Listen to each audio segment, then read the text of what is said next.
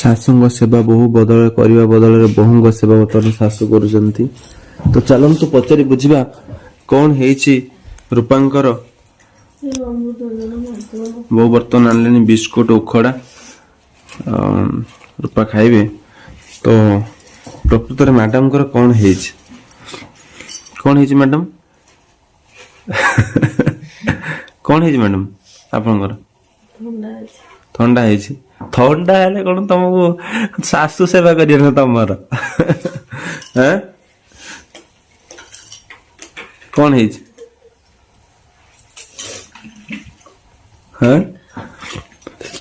ତ କଣ ହେଇଥିଲା ରୂପାଙ୍କର? ତ ଚାଲନ୍ତୁ ବୋଉଙ୍କୁ ପଚାରିବା। ବୋଉ କାଲି କଣ ହେଇଥିଲା ରୂପାର? କଣ ପଚାର ନା ସେ କଥା ମତେ ମନେ ପକ।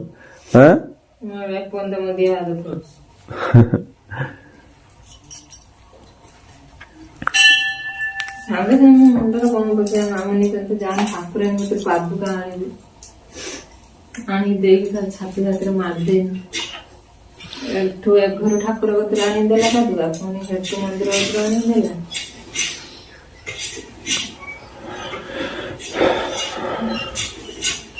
ଏଠି ତ ତା ଦାନ୍ତ ପଡିଗଲା, ଦାନ୍ତ ପଟି ପଡିକି ମୁଠା ମୁଠା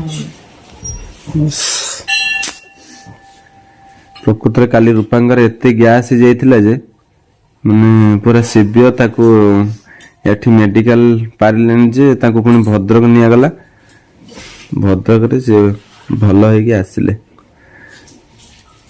ସେଥିପାଇଁ ତାଙ୍କର ବର୍ତ୍ତମାନ ସେବା ଚାଲିଛି। ସେଥିପାଇଁ ତାଙ୍କର ସେବା ଜାରି ରହିଛି ଏପର୍ଯ୍ୟନ୍ତ।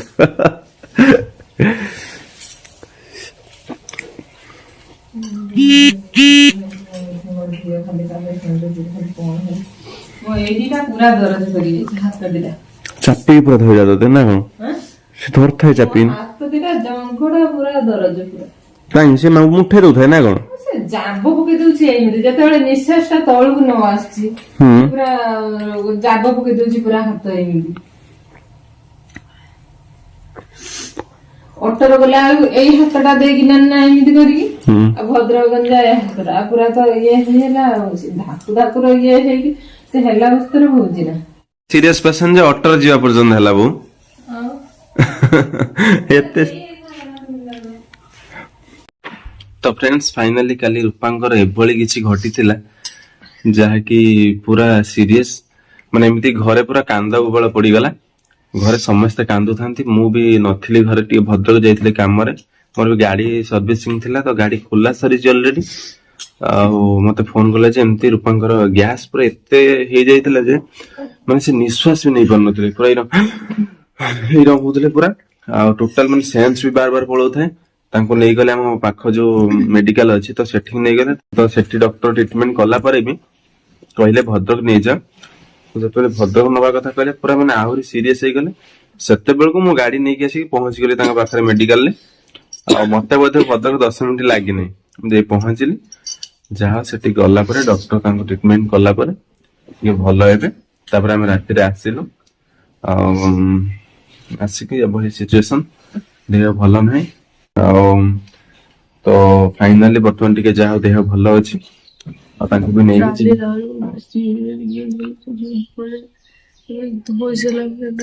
ଛାତି ଖାଲି ଧାଉ ଧାଉ ହଉଛି। ହସ ଲାଗୁଛି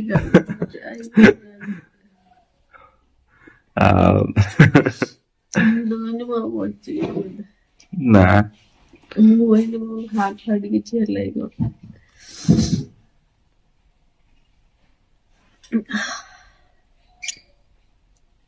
ଏତେ ଲୋକମାନଙ୍କର ଭଲ ପାଇବା ତମ ଉପରେ ଅଛି, ତମର କିଛି ହବନି ହେଲା। ଆଉ ତାଠୁ ବଡ କଥା କିଛି ନୁହେଁ। ଆଉ ତ ଫାଇନାଲି କାଲି ରୂପା ଯେମିତି ମତେ ବି ଲାଗିଲା ନୂଆ ଜୀବନ ପାଇ ଫେରିଛନ୍ତି। ସେ ଯୋଉ ଭଳି ସିଚୁଏସନରେ ଥିଲେ କେହି ଜଣେ ବିଶ୍ୱାସ କରିବନି। ପୁରା ମାନେ ପୁରା ଏମିତି ନିଶ୍ୱାସ ଫେରୁନଥାଏ, ଯାଉଥାଏ, ଫେରୁନଥାଏ। ତ ଏଇଭଳି ହଉଥାଏ ସିଚୁଏସନ।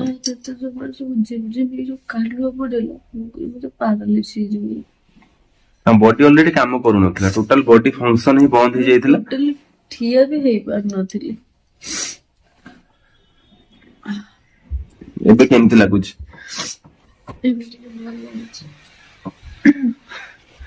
ରାତିରୁ ଆସିକି ସେମିତି ଶୋଇଥିଲେ, ବର୍ତ୍ତମାନ ସକାଳୁ ଉଠିକି ବୋଉ ଆଣିଥିଲେ ଖାଇବା, ସେ ଖାଉଛନ୍ତି। ଖାଇବା ପିଇବା ଟାଇମରେ ଖାଉନାହାନ୍ତି, ତ ସେଥିପାଇଁ ଏଭଳି ସିଚୁଏସନ। ଆଉ ଥଣ୍ଡା ବି ଟିକେ ଅଛି ଦେହରେ। ଡକ୍ଟର କହିଛନ୍ତି ପ୍ରପର କେୟାର ନେବା ପାଇଁ ତାଙ୍କର। ତ ଓକେ ମ୍ୟାଡାମ, ଆପଣ ଟିକେ ଏବେ ରେଷ୍ଟ ନେବେ, ବେଡ୍ ରେଷ୍ଟ।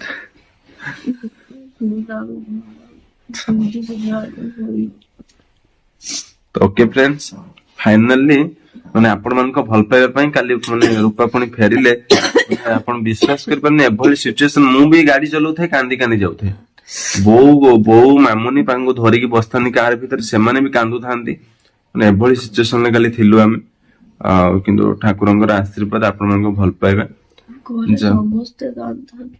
ଘରେ ସମସ୍ତେ ପୁରା ଏଠୁ ଯେତେବେଳେ ତାଙ୍କୁ ଅଟୋରେ ନେଇଗଲେ, ମାନେ ମୁଁ ନଥିଲି ଘରେ ନା, ହଉଛି ଏଇଠି ଆମର ଗାଁରେ ଅଟୋ ଅଛି ଜଣଙ୍କର, ତ ସିଏ ଆସିକି ତାଙ୍କୁ ନେଇକି ଗଲେ। ପୁରା ପିଟି ସାଟି ହଉଥାନ୍ତି, ନିଶ୍ୱାସ ବାର ବାର ମାନେ ଘରେ ମଜା ବି ଥିଲେ, କେହି ନଥିଲେ ଘରେ, ମାନେ ନୂଆ ମା ଆଉ ବୋଉ ଥିଲେ ଯେ ହଉଛି କେହି ନଥିଲେ। ଏଭଳି ସିଚୁଏସନ, ମୁଁ ବି ଗାଡି ମୋର ହ୍ୟାଣ୍ଡଲ ଟା ଖୋଲା ସରିଛି।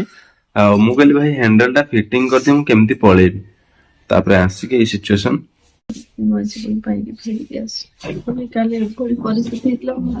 ଠାକୁରଙ୍କର ଆଶୀର୍ବାଦ, ଆପଣ ମାନଙ୍କର ଭଲ ପାଇବା ଯୋଗୁ ରୂପା ପୁଣି ଫେରିକି ଆସିଲେ। ବହୁତ ଜଲ୍ଦି ଭଲ ହେଇଛନ୍ତି। ଫିର ବି ଆମେ ଭାବୁଛୁ ଖୁବ ଶୀଘ୍ର ସିଏ ପୁଣି ରିକଭରି ହେଇଯିବେ, ତାଙ୍କ ଦେହ ଭଲ ହେଇଯିବ। ତ ଆଉ ଯାହା ଏମିତି ଆପଣ ମାନଙ୍କର ଭଲ ପାଇବା ଥାଉ। ଆଉ କଣ ହବ ଯଦି ଆଉ କିଛି ଦେହ ଭଲ ଅଛି ନାଇଁ, ମୁଁ ଆପଣମାନଙ୍କ ସହିତ ସେୟାର କରିବି। ସବୁ ତ ସେୟାର କରୁଛି ଆପଣ ମାନଙ୍କ ସହିତ।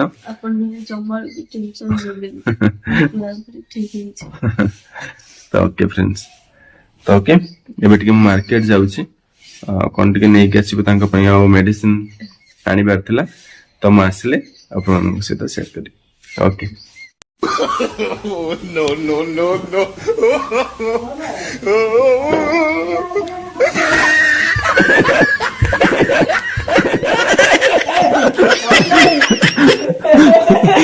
Camera ready.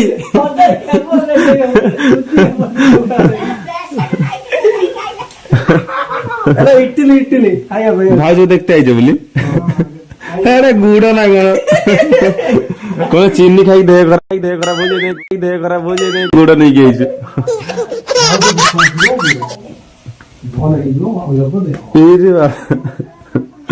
पूरा सीरियस पेशेंट। साबुन है ये साबुन कहते आनते कि साबुन है ମୁଁ ତ କହିଲି ଗୁଡ ଭାଉଜ ଏବେ ଖାଇବେ ସାବୁନ ଫେଣ କି ସାବୁନ ତିଆରି ସାବୁନ ଏଟା କେତେ ଟଙ୍କା ନେ 20 ଟଙ୍କା ପୁରା ପଡିଯିବ ନା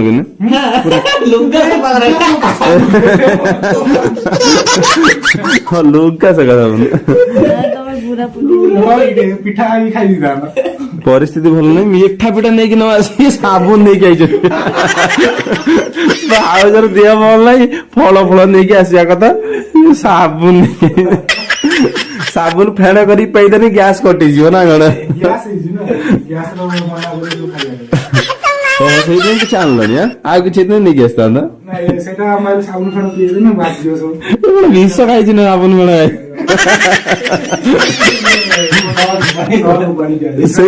ସେଇଟା ପାଣି କରିକି ପିଇବ ଆଉ।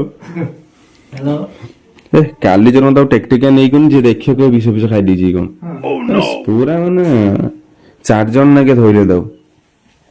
ଆମେ ଆସିକି ଗାଁରେ ପହଞ୍ଚିଲା ବେଳକୁ ଗୋଟେ ଶବ୍ଦ ଗୋଟେ ନାହିଁ, ସୁନସାନ କେହି ନାହାନ୍ତି।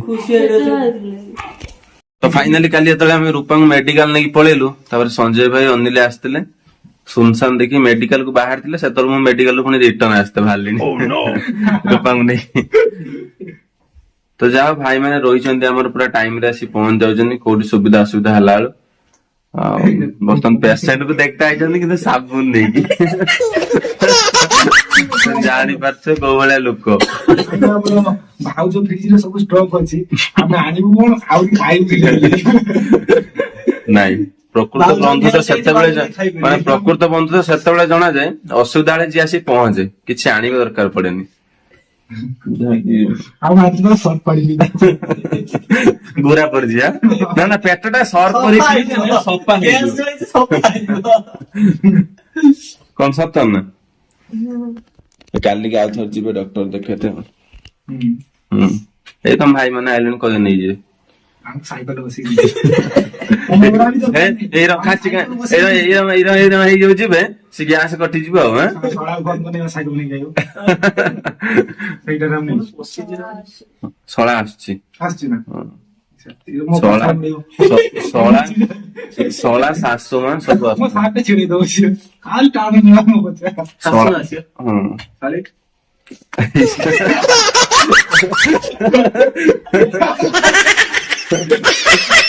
ପିଙ୍କି ହଁ ଏଇ ବଇଲର ଅଣ୍ଡା ଦିଅ ନା ଦିଏ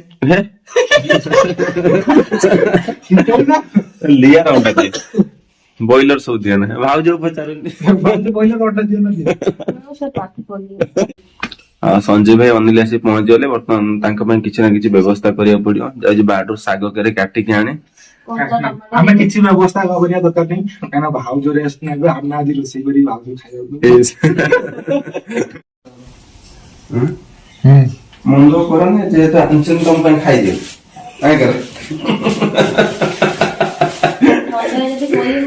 ପାଣି ଫାଣି ବ୍ୟବସ୍ଥା ଆମ ସାର୍ ସଫା ହବ ତମେ ଖୁଆଉଛ ଏଇଟା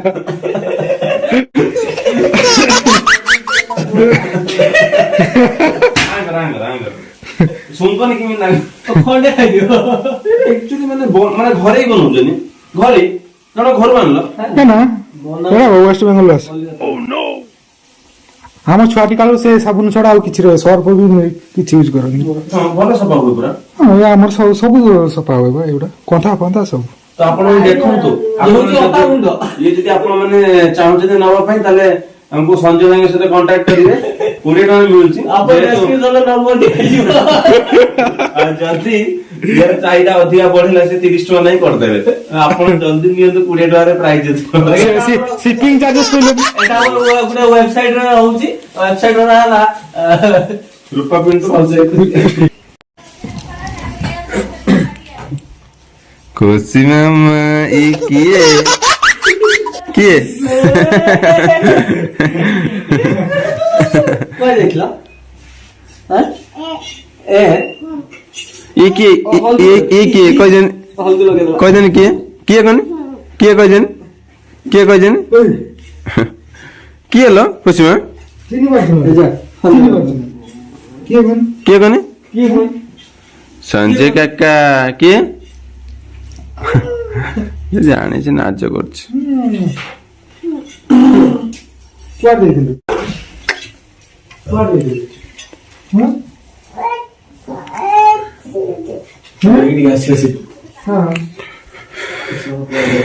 ଧୀରେ ଧୀରେ ମ୍ୟାଡାମ ଉଠିଲେଣି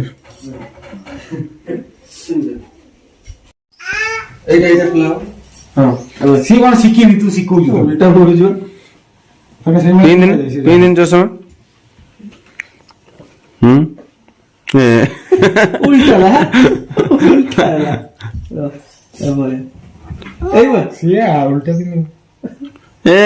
ଦେଖିଆ ରେ ଖୁସି ଏ लो ବାବା ମୁଁ ପିନ୍ଧୁନି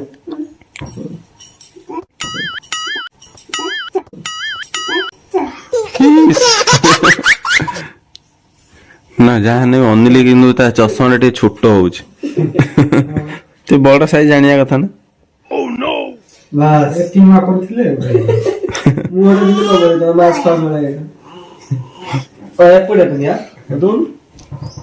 ତ ମାମା ଟିକେ ପିନ୍ଧିଦେନି ତ ମାମା ଟିକେ ପିନ୍ଧିଦେନି ତ ମାମା ଟିକେ ପିନ୍ଧନି ମାମା ଟିକେ ପିନ୍ଧିଦେ ପିନ୍ଧେଦେ ମାମା ଟିକେ ପିନ୍ଧେଦେ ପିନ୍ଧିବନି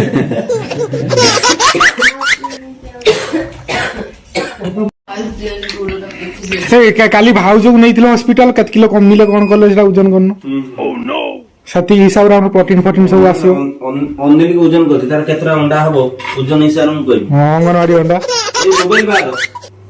ମୋବାଇଲ ବାଦ ଡ୍ରେସ ବାଦ ହଁ ଘଣ୍ଟା ଘଣ୍ଟା ସବୁ ଖୋଲିକି ଓଜନ ଏଇଟା ଖାଲି ତର ହେଇଯିବ 70 କିଲୋ ଏଇଟା 2 କୁଇଣ୍ଟାଲ ଖଣ୍ଡେ ହବ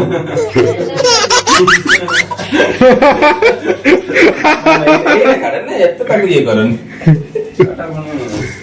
ଏଇଟା ସତ ହବ 3 କିଲୋ ବନ୍ଧୁ ସକ୍ସ ଟା ବି କାଢ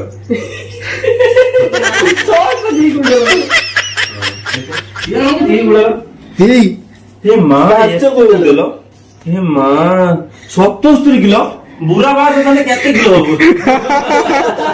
खुशी के बोली जे बुरा बात 53 किलो ଥିଲି 53 40 किलो पुनी बुरा बात 70 किलो हो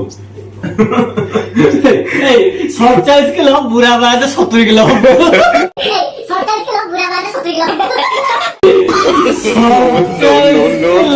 ବୁଢା ବାଦ 70 କିଲୋ